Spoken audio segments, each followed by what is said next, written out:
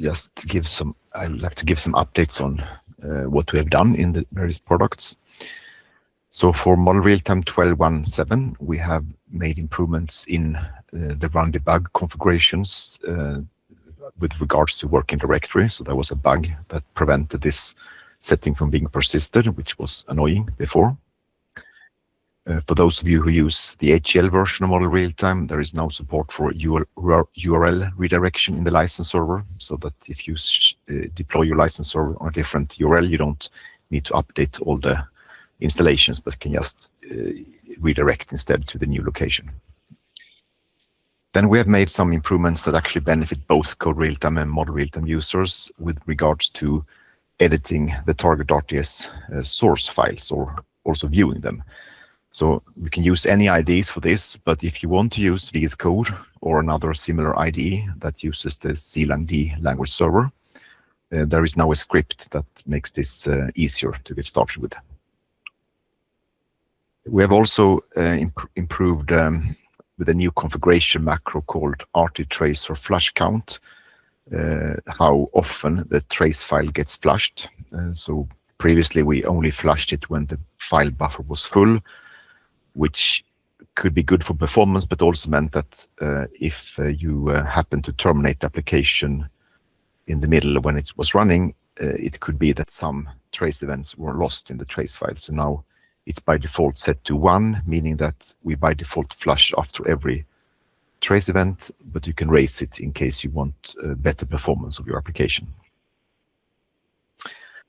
Then there is a new feature in the TargetRTS that allows you to register your own custom error function. And if that function is registered, it will be called by RT_debug or trace function. So whenever a runtime error happens, by default it's printed on standard error, but if you have this function registered, you can now do something else with the error, for example, write it to a file or anything you like. And the Art Exporter 2 version 2.5 has many improvements.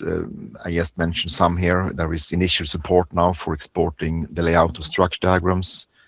There are a new option that you can set if you want to include the artist structures header file into all generated files, which can be helpful in some cases.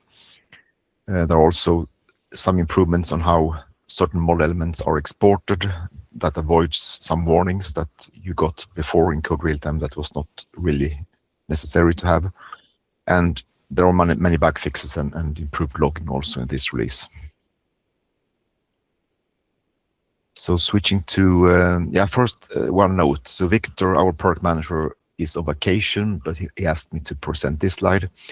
So there is some ideas on the future roadmap here that you can see on this slide. And the news here is that starting from now, there will be 2 releases of Model RealTime, 2 main releases every year. And in between those releases, there could be iFixes for any urgent problem that you report through support. So this means that the next version after 12.1.7 that we ship now is called 12.1.8 and will come in December. And then in June next year, there will be a new major version called 12.2. And that is also the version where we will make the next Eclipse uplift.